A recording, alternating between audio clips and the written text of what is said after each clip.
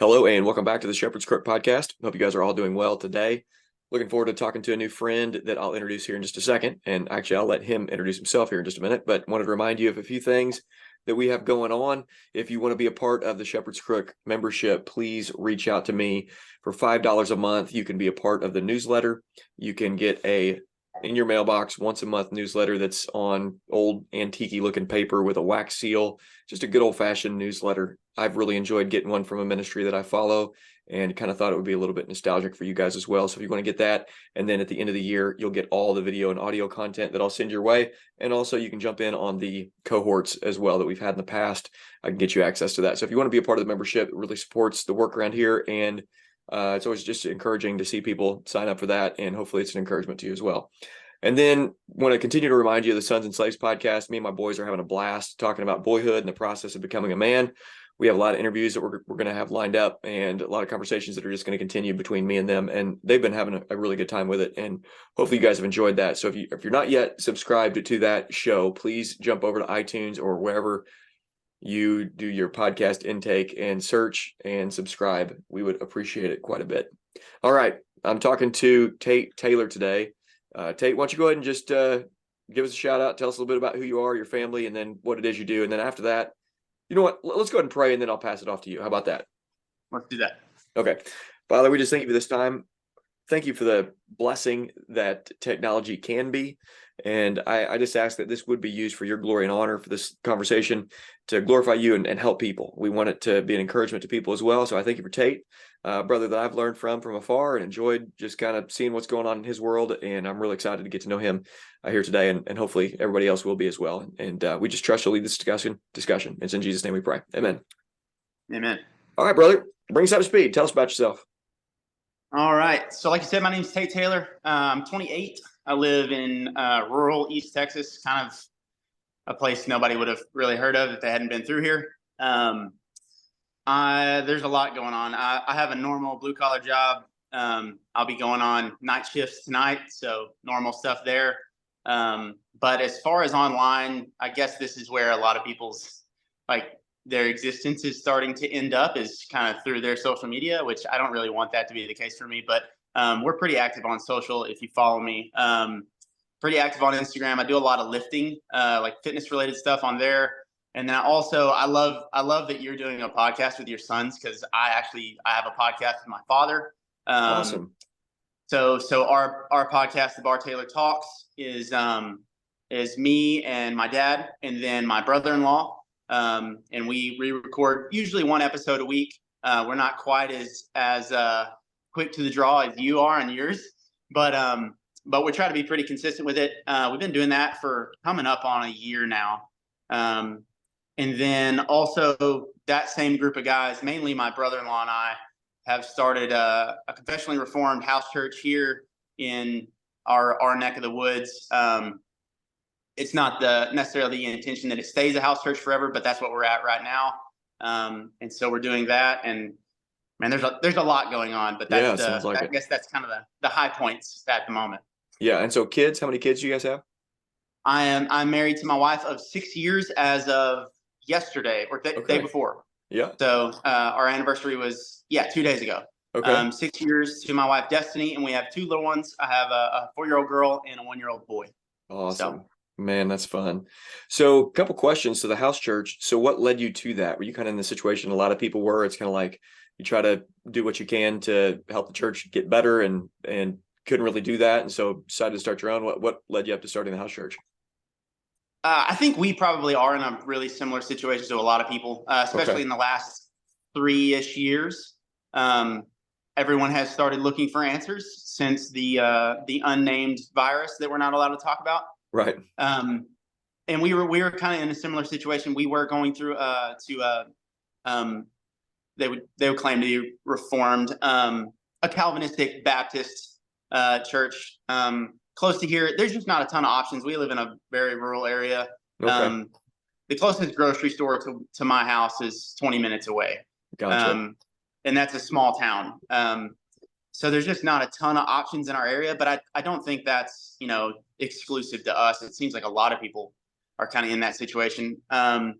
Basically, we as a family kind of just providentially, through a ton of blessing and no fault of our own, came to a bunch of doctrinal agreements and convictions kind of at the same time, Okay. in a short period of time, through exposure to people you've had on your podcast, guys like you speaking up on the internet. And basically the choices came down to, all right, do we start looking for some place to go? Do we move? Do we start driving 2 hours away every Sunday to try to go to a faithful church that we believe would be good for us? Or do we just bite the bullet and start essentially not being very good at this now, so that hopefully we're better at it later? Right. And so we eventually landed on option 3 there. We are not too far from Joel Webbin. Okay. And Covenant Bible Church is a little over 2 hours south of us. And that was something we visited there.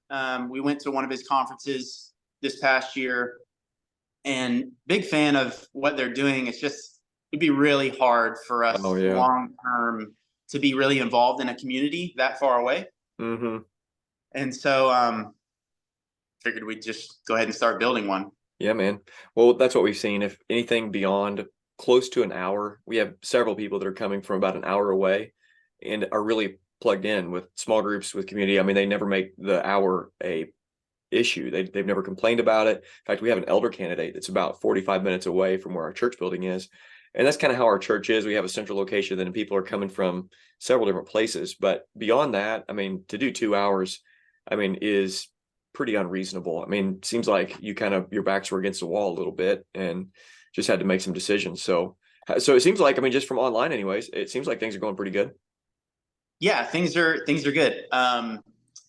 It's going to be something that we've already just come to terms with. It's going to be very slow growth, most likely.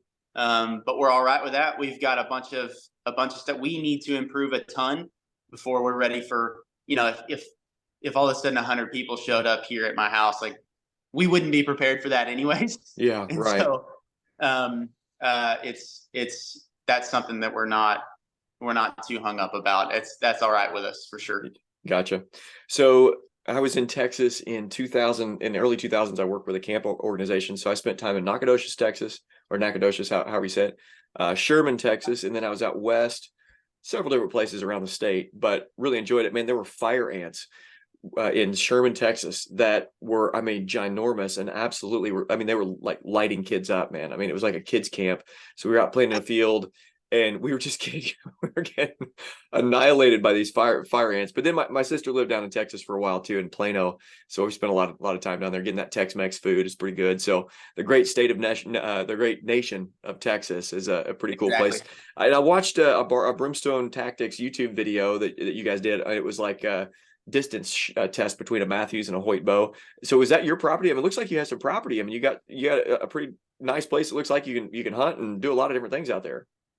Yeah, so that's part of the reason that moving wasn't really an option for us, is because both sides of my family, my wife and I both have a ton of family that live very closely right up the hill from me. I don't know if you can see the light shining in through this window, but right up the hill from me, my grandparents live about 300 yards away. They've lived there for the past 30 years. And we actually live on a piece of property that they cut out and deeded to us. Awesome. And my wife and I built on. So our 10 acres attaches to their 80 basically. Okay. Awesome. And then there's a bunch of leased land that he's had as long as he's been here. He's been wanting to buy it for a long time, and the people who own it are a lot happier to just let him keep leasing it from him. But we get to hunt all of that. They have cows on it. And so, we get to do a lot of hunting. We've got a ton of whitetail deer right out the back door, pigs, cows, whatever you want. Man, that's is great. readily available. So that's awesome. Our church we had I think it was like 14 guys from our church. We went down to, let's see, it would have been Texarkana, but we did a hog hunt down there, and it was awesome. We ended up getting 7 hogs. And it was all, we walked forever. It was just, we walked and walked and walked. But so you got wild boar down there as well? Is that a thing that's around? Yeah. So our area, the thing it's gotten to the point where there's such a nuisance that there's no holds barred. Like you can kill Yeah, them I know. Yeah. however you want. That's what they said to us too. There's no seasons, there's no rules, regulations. You can kill them with like there are guys who are making a living on YouTube killing pigs with spears out of trees and stuff.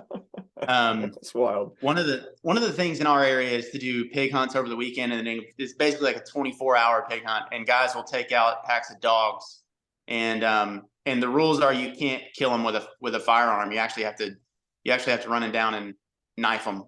Man, that's what And I've so heard. So, but okay, question about that because we're thinking about doing that in Louisiana. So the dogs corner them, and then how do you get on them to stab them? Are you stabbing the heart or the head? What do you do? I think it depends on the guy. Most of the guys that I've seen just go straight for a heart shot. Okay. And they, one stab heart shot. And you're not trying to be inhumane to the animal, but they're so destructive that there's kind of a stigma. People here hate them. Okay. If you're a cattle rancher, if you're a farmer, they are your biggest enemy. Basically, they tear up fences, they tear up crops, they destroy pasture where your animals can't feed on and graze the way that they would normally would. And they're really, really smart, and they are extremely effective breeders. So okay. Yeah. They breed faster than we can kill them, and it's just a field day. There are guys shooting them out of helicopters with machine guns, So yeah, I've seen that. Politicians have a way of getting in and doing that kind of thing somehow. But okay, so few things. Let's talk your grandfather, your dad, and then yourself, because it seems like there's a pretty great legacy happening already. Now, is your grandfather a Christian? It sounds like you were probably raised in a Christian home. So let's talk about that for a little bit. And I'd love to hear why you started a podcast with your dad. That's incredible, with the Bar Taylor Talks. So just kind of tell us a bit about the legacy of faith in your family. Yeah, there's a big one on both sides of my family. From my parents, I was raised in a Christian household. My dad's mother and father are both Christians and outspoken Christians, and they live in the Metroplex. So their family that's close, but even closer than that, we've got a ton more. Okay. My mother's parents are the ones that live right up the hill from me here. He is an elder at a church not too far from here. I was actually there. I got to speak at his ordination, and so he's a pillar of faith for sure in our family, but in the community really. And so there's a large legacy there for sure. There's some doctrinal differences and stuff. We don't all agree on exactly the same stuff, but 100% like solid believers and people that you want to have around you, that you want to be able to learn from. And just some of the most long-suffering, consistent people that you could ever hope to be influenced by, really. That's awesome. For sure. So through them, there's been a ton of stuff. And then I guess I was probably in middle school when a lot of this started, maybe in late elementary school when my parents kind of started getting hooked into the young restless reformed movement. I remember the pastors that I remember growing up listening to are guys like John Piper. Desiring God was a big deal in our house. R.C. Sproul. Those guys were the guys that I was listening to on the weekends when the TV was on and YouTube sermons first became a thing, and you could listen to stuff online, and reading those articles, and those discussions started pretty early in my house. I'm the oldest of three siblings. Okay. And so my parents are not 50 years old yet. Oh wow. Okay, yeah. So they were young when they had me, and so I was right in the middle of all of the conversations, getting to listen and pay attention and ask questions. And so there's definitely a legacy of like just Christian discussion and thought, and asking a lot of questions. And why do we believe this? What do we believe? Is this just something that we do because people around here always do this, or is there something more to it than that? And so that's really where the podcast came from. we've been having those discussions, like I said, since I was young. Mm-hmm. But here in the last few years, I mentioned that we came to some big doctrinal convictions, but one of the larger ones is this covenantal theology, Okay. and the fact that there is actually a legacy here, and we do need to be passing it down to our children, Mm-hmm. and raising them as if they're Christians. So that's been huge, and then you tack on the post mill thing to that, Mm-hmm. and it just spreads like wildfire. We're like everything's got to be Christian, and Yeah, so like right. the way we make food needs to be Christian, and Right. so Those are Christian eggs. yeah, exactly. And so that really is what prompted a lot of these discussions, and we're like, we're already talking about all of this stuff, and there's people around here that we want to be able to hear this, that it just doesn't seem like it's quite as effective to constantly be sending them other people's material. Uh-huh. And Right. so we bought some mics and decided we'd go ahead and do it. So Man, that's awesome. Very cool. I love hearing that. So the other things you have going on in your life, it seems like, I mean, you're always working out, lifting. Looks like you got a group or something that is lifting. We had some guys at the church that were doing, we were training for the Murph, and we started off with like 15 dudes and then it ended with 3, and we got it done in 58 minutes. So it was me and 2 other guys, 58 minutes, but I didn't have a weighted vest. None of us had weighted vests. So we felt good about getting it done without the weighted vest. But next year the goal is, all right, let's get the vest with the plates in it and let's get it done.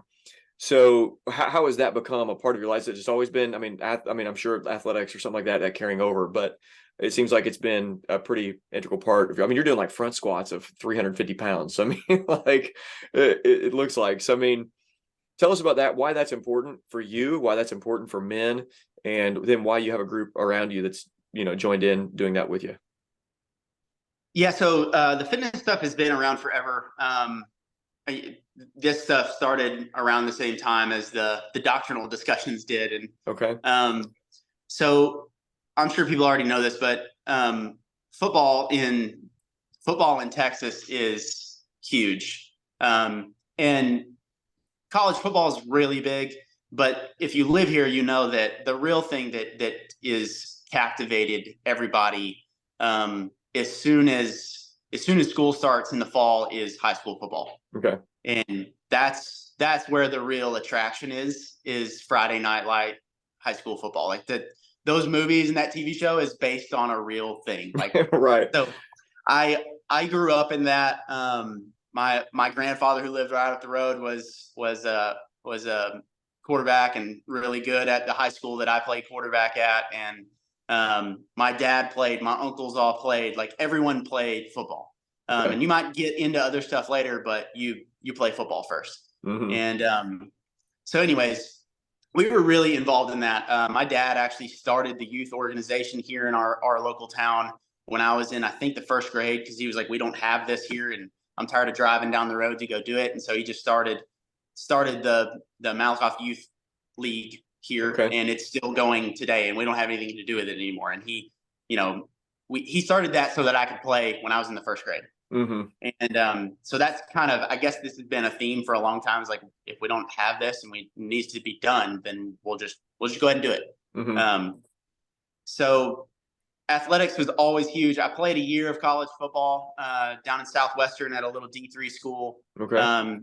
I was not some phenomenal football player or anything. I was just consistent. And the thing that my dad has always hammered home is like, just work so ridiculously hard every day that they have to find somewhere to put you on the field, because they can't not have you on the field. Yeah, right. And so that was always the goal. And I guess because of that, really, I started enjoying off-season workouts and training as much as I enjoyed the season. Okay. And that started probably in high school.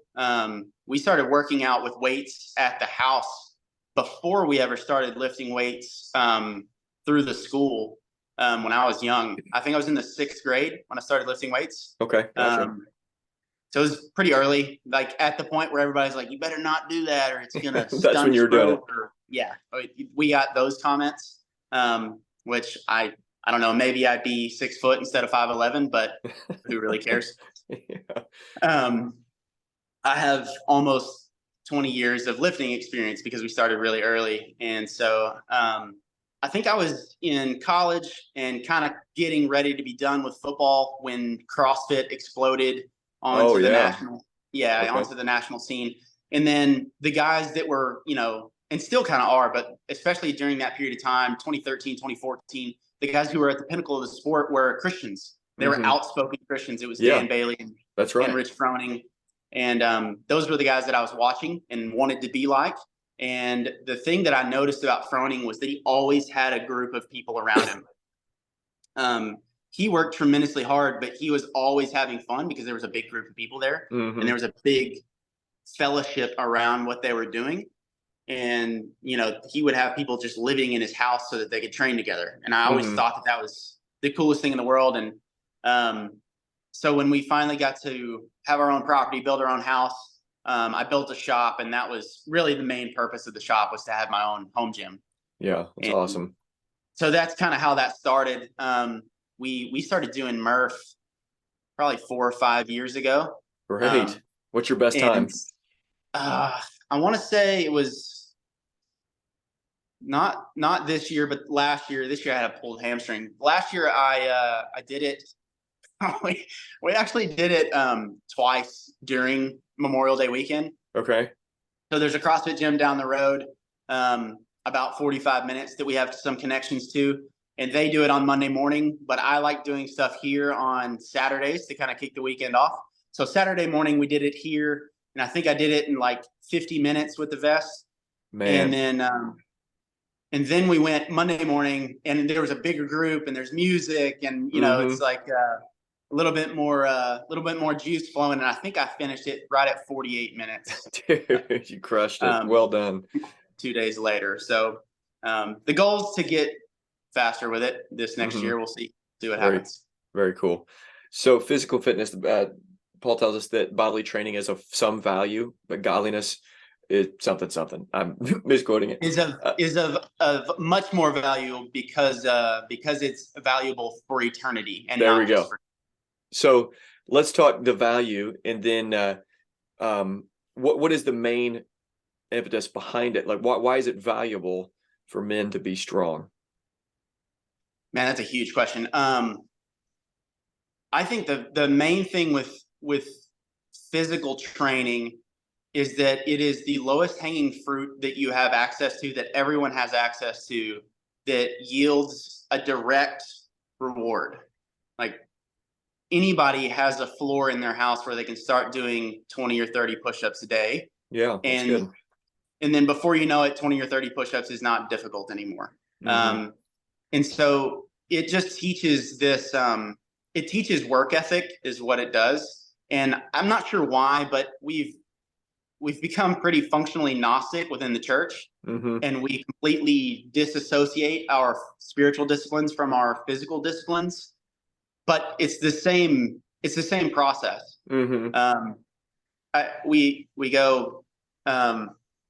We can't get any of these guys to read their Bibles every day, and then they start working out, and you're like, well, you're focused on the wrong thing. Why do you want to do that? Hmm.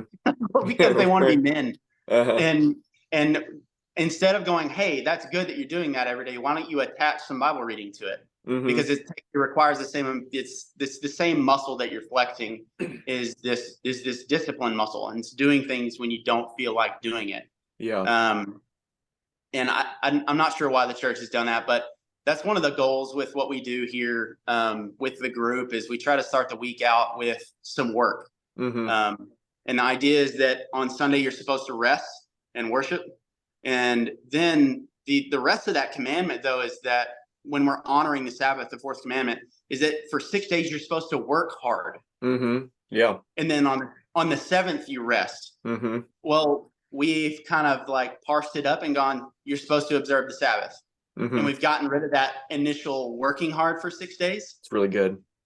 And so what we're trying to do is give some impetus to that working hard. So we rest Hmm. on the Sabbath, we try to do that together. And then at the beginning of the week, we try to get back to work together. Yeah. And there be some actual thought behind it other than just like, we got to pay the bills. Yeah. We're actually trying to improve. We're trying to build. We're trying to sharpen one another as iron Mm-hmm. sharpens iron. That's And good. you got to be around each other to do that stuff. And so what we do is we'll work out, we'll lift, we'll grill steaks and eat dinner together, and then we'll finish up with a Bible study, and sing one or two hymns or psalms. And it's a long evening. I mean, it takes us a while to do it, but I feel like it's gonna, if we're faithful with it, it can bear a lot of fruit in the future. So Sounds awesome, man.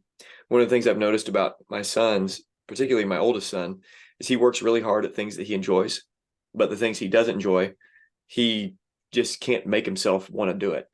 And so what we've implemented is we're running a mile a day. This is day 4. We didn't run yesterday. Or let's see, we've missed 1 of 5 days. I forget, but we're running a mile a day just to get him out to do something, because in that way, being able to push through, and we're going to keep going further and further. I've been a runner for a long time, and I never really moved past a novice runner. I'm about 15 miles a week for the last 20 years, basically. But I'm really wanting to see them push themselves. And my youngest son has kind of a drive that is, he can really push himself in ways that Ransom, my oldest, doesn't particularly like pushing himself. And so he's 9 now, and this is going to be really good. I mean, that's some of the things that bodily training does. It affects other areas of your life, because it helps you work through that discipline and that the difficulty of pushing through that hill. I've got to run up that hill right there, and I don't want to run up that hill. And then you get up to the top of the hill, and you're like, I'm really glad I did that. That was really good.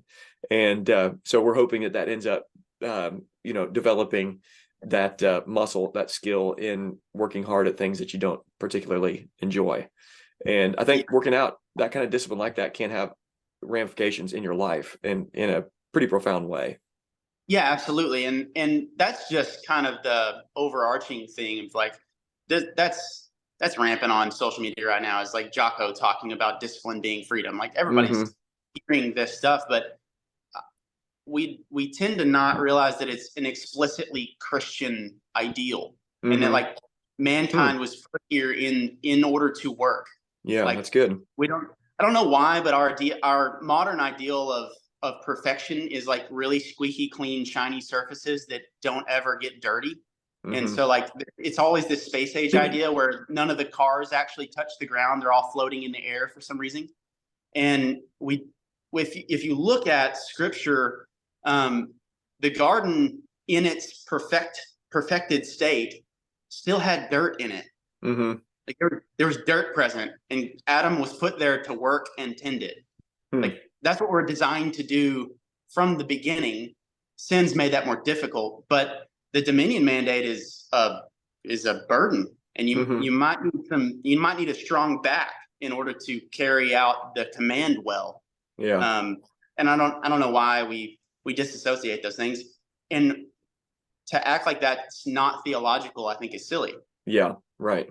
I think 20, 30 years down the road, you can always do some historical analysis and evaluate why we were where we are.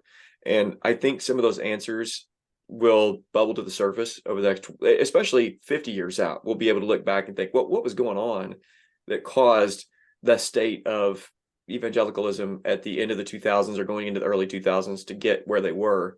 And it's going to be interesting to see that unfold. But sometimes when you're right smack dab in the middle of it, it's hard to nail down why is this a gaping hole in the landscape of Christianity right now in our theology? Why is this so devoid of depth? And so I think in time we'll kind of figure that out. But I think that this last few years there's been some massive course correction in a really good way, and not necessarily from everybody, but certainly, especially what I see. And I was just talking to one of my co-pastors earlier today. These guys that are your age and younger, so I'm a little bit older, but man, the guys that are out there in the internet world, they're sharp. I mean, they care about God's law. They understand the gospel, or they understand political theology. They're not putting up with Owen Strand's nonsense over the last 2 weeks, kind of stuff. They're frustrated at effeminate theology, which is my next podcast I'm going to be doing. Is effeminate theology would be, you might even be really sharp theologically, but you react to everything in the wrong sort of way. You might even be right on some things. And that's what we've seen with like Owen Strand in this particular moment anyways.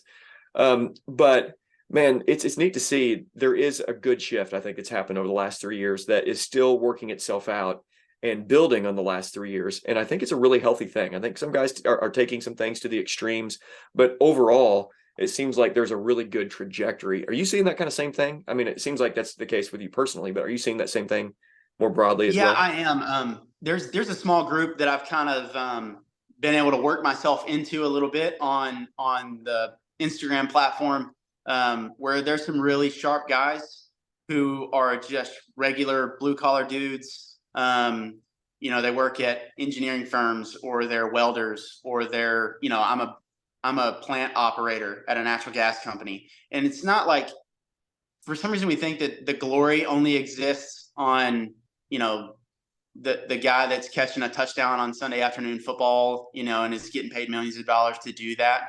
But I think people are starting to come back. Even like there's been this shift back after the internet age of people who are beginning to understand that like the really mundane, everyday, normal stuff is where the glory is. Mm-hmm. Like, yeah, like coming home and wrestling with your kids in the living room is where the glory is. Like that's what you're. Yes. yeah. And so I think that's for sure happening. And there's definitely a group online that is becoming more and more connected to one another and talking about this stuff, having these conversations, sharing scripture with each other and going, "Have you ever heard anybody preach a sermon on this?" And of course we're all like, "Nope." and Right. and so yeah, that's definitely happening. I will say, like, I'm probably in a little bit of an echo chamber in that regard, because that's what I want to find. I'm Yeah, looking for right. that. I don't want to act like there's not plenty of ridiculous stuff that's going on online as well, and there's plenty of silliness. But I think you're right. I think there is some course correction that's happening, and there are some younger guys that are like, I don't want to put a mask back on. Like, Yeah. Or I won't put a mask back on. no, no, I'm not doing Not that. Like, not that I and did the first time, but exactly, and there needs to be. I've heard Pastor Wilson talk about this as well, but we've got to be able to learn how to go no without flying into a rage. yeah, absolutely. Yeah, that's And very just good. calmly, like when that happens, just be able to go no. Mm-hmm. And there's Yeah. a quiet confidence that has to be had, and you're not born with that. You've got to earn it. Like Mm-hmm. it's got to be earned through hard work and going through difficult things and having these kinds of conversations, which is why I think that aspect of lifting or running or whatever it is that you're doing, where you constantly are facing big obstacles that are daunting to you, that kind of scare you a little bit, where there's that feeling of like that tingling feeling in your stomach before you go to grab that barbell and you're like, I don't know if this is going to go well or not. Mm-hmm.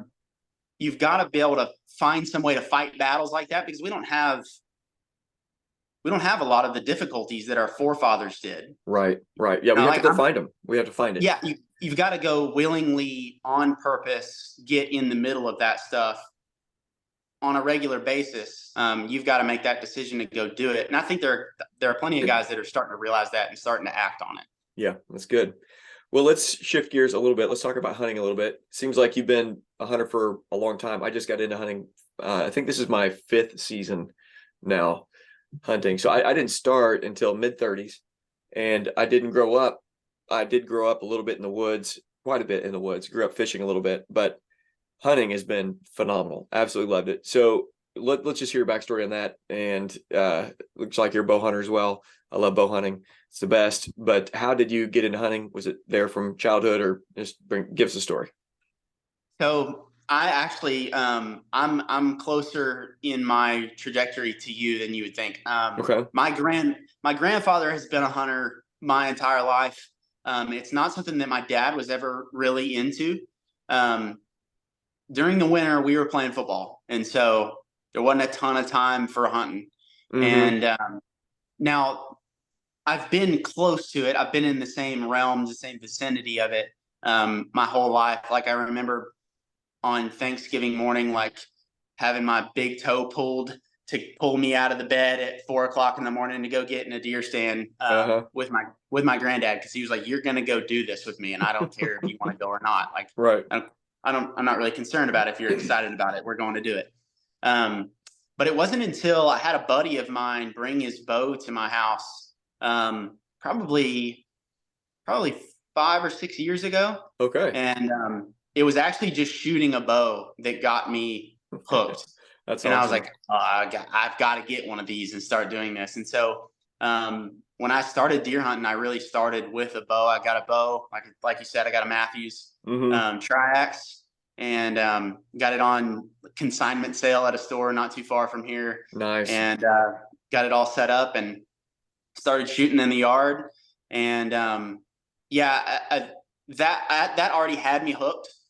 And then I'd have to look and see exactly when this was. I want to say it was 2018 or 2019. I was sitting in a tree about half a mile from here, and shot a 10-point whitetail on Thanksgiving morning in the rain. Awesome. And he piled up about 40 yards from where I shot him. And I was trying to be quiet and get out of the woods and let him expire on his own before I went, charging in there to see what happened. And I actually ended up walking almost right by where he had piled up. And so then my granddad and my cousin, who also lives not too far from here, helped me dress the carcass and break it all down and get into a cooler and everything on Thanksgiving morning before we went to my parents for Thanksgiving. And that's so awesome.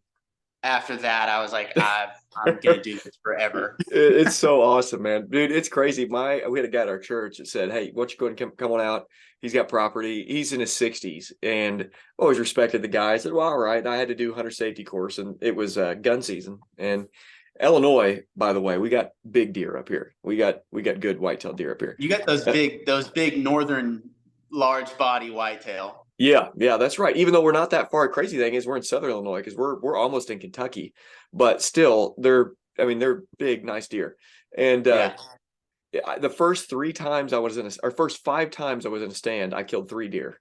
So it was just right place, right time. And then the next year, my second year, I didn't kill it. I hardly saw it, and I didn't see hardly anything, and sat in a stand.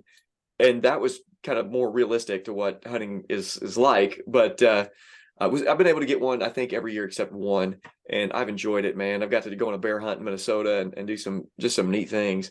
But it gets you, man. It gets hooks in you, and then it pulls you in. And I absolutely love it. It's a ton of fun. I love it. I didn't get to do quite as much hunting this past season. Our boy and my wife has some pretty rough pregnancies, and so when she was pregnant with our son, there wasn't a ton of chance to go hunting and leave her here by herself. But I'm really looking forward to being able to do it with my kids at some point. We watch hunting shows pretty often on YouTube. I really like Brian Call and the Gritty shows. I'll have to check that out. His name's Brian Call, and I think the channel's called Gritty Hunting or the Gritty Bowman, or I can't remember exactly the name, but they make spectacular films, and they do everything. They hunt way south desert. They hunt way backcountry bear, elk, mule deer, doesn't matter. That's cool. They go rifle, they go bow, it doesn't matter. And I'll watch those with my 4-year-old girl, and she'll just it'll be in the middle of the week. I'll get home, and you can tell she's been thinking about it all day for some reason. It just popped into her head or something. It's like, "Daddy, I really want to go shoot a bear." That's so fun. Well, it's so neat too, because with your children, I picked up at a yard sale for $5. I picked up this 1990 something bow, and I took it to our local bow shop, and Cody, our bow tech in the area, he got it all worked out and got it all tuned. And my son's 9, and man, he is shooting so good. We got it. We're trying to keep him at 10 to 20 yards, basically, just repetition. And he's really loving it. And then my 5-year-old Valor, he's loving it too. And the great thing, I grew up playing sports. I love sports. And I could care less about sports anymore. It's just weird. And I'm the the neat same thing way. about hunting is that it's a multi-generational thing, man. Like, I mean, you can be doing this when you're older. When you're an old dude and you tear your shoulder up, you can get a crossbow and go out hunting with a crossbow and have your Yeah. great grandson with you. I mean, there's so many cool things about hunting and just learning about life and death, the time to kill, and doing it in an ethical manner and understanding that God has created these animals and being able to see what you're eating die right in front of you. There's just so many things there that are so, such good lessons for children. And it's a blast. I mean, I'm taking Ransom out this year with a crossbow for the first time. And so we're hoping that he's able to get one. We'll see. We'll see. I don't know. I might get my daughter in a stand this year. It might be next year before we take her and let her go. She gets a little squirmy and restless, but she's already like got her eye on it where she wants to go and do it with me. So I think that would be really, really cool. And it is like, I think one of the things that we've lost here is just a connection to the land. And I said that Mm-hmm. I know it sounds kind of hokey, but we really are just kind of disconnected from it. Mm-hmm. We don't grow any of our own food. We don't kill any of our own food. And even the hunting space has kind of gotten like, if you're not hiking 8 miles into some uh, public land in Colorado to kill some crazy giant like mountain horse, Uh-huh. then you're not really hunting, or it's not really hunting. And I I want mine to be just like so excited to go, an earshot from here and Absolutely. get That's in a what I stand like. and know like and then also know like when we're driving up and down our county road during the summer and we're seeing deer, Mm-hmm. we're watching bucks grow up during the Mm-hmm. summer. We're watching them in velvet. We're watching them move around. We're watching them, and it's this thing that we're actually connected to. And Mm-hmm. it's right here in our backyard. These are our deer, Yeah. and I'm excited about that. My granddad's got some monsters on his wall up there in his house, and like I know exactly where those deer were killed. That's so cool. Like Very cool. the trees that were standing there when that deer was shot are still standing there, and I know exactly where they are, and I can walk you to them and show where that all happened. You know what I mean? So the legacy part of that is something that I definitely want to pass on. Yeah. Very cool. Well, Tate, it's been a lot of fun talking. Why don't you get the last word and tell us about your love for Jesus and more importantly, his love for you. Tell us why you love Jesus so much. Man, I've listened to several of your podcasts, and I heard you do this with some other guests, and I I feel like some of them where you don't want to just give the cliche answer, but it's the true one, which is because he first loved me. Mm-hmm. Um, I I I think one of the biggest things for me is I always grew up wanting to be tough, wanting to be courageous, and I never felt like I was. I've always like even the people who act like they're not scared are scared, Mm-hmm. and there's a different kind of courage that comes from knowing that none of this depends on you, Mm-hmm. and Yeah. that the true king actually finally defeated all of the enemies that could truly hurt you forever. He won, um, and he conquered sin and death, and you're free to fight. You're not obligated to, like, you're obligated, but you're not, like, you get to fight. Yeah. You That's awesome. get to be in this war. You get to be in this battle, and I've always wanted to be that kind of person, um, and to know that Christ had that kind of courage. And I don't know how often we talk about Christ being courageous in the modern church, but to know that like he's dragging the disciples behind him to Jerusalem to be killed. Hmm. And we're working through the book of Mark right now, and he's like, we're going up to Jerusalem so that I can die. And Yeah. it's so terrifying to them that they don't want to talk about it. They don't want to ask any questions. There's no like seeking clarification. They're like, that sounds terrifying and strange. And they're scared at his boldness. And to have the privilege of being able to look back at the cross from our Mm-hmm. standpoint, the freedom in that, the purpose that you have in that. I know what kind of a shell of existence my life would be without Christ. Yeah. And that gaping, yawning hole, that abyss is terrifying to me. Yeah. But the life that comes with it is intoxicating. Yeah. Amen. That's good stuff. Well, if you guys have enjoyed this, Tate, just tell us where we can find more information about you, your podcast and your YouTube, and I'll make sure that all that's in the show notes as well, but tell us where we can find it. Yeah. So on Instagram, you can find me at Tate_Taylor, as well as at the Bar Taylor Talks for the podcast. A lot of those posts are typically tied together. I'll post something from both accounts. So you should be able to find both of those if you go on Instagram. That's where most of the fitness and lifting stuff is. You can also find me on YouTube at Brimstone Tactics, which is what's on the hat here. Brimstone Tactics on YouTube. And then pretty much anywhere where you would find a podcast and stream a podcast, you can find the Bar Taylor Talks and listen to myself and my brother-in-law and my dad discuss stuff like this and all kinds of other things. Awesome. Well, it's been a lot of fun, brother. Appreciate it. Everybody, this has been Tate Taylor. Tate, appreciate it. Thanks, Jared.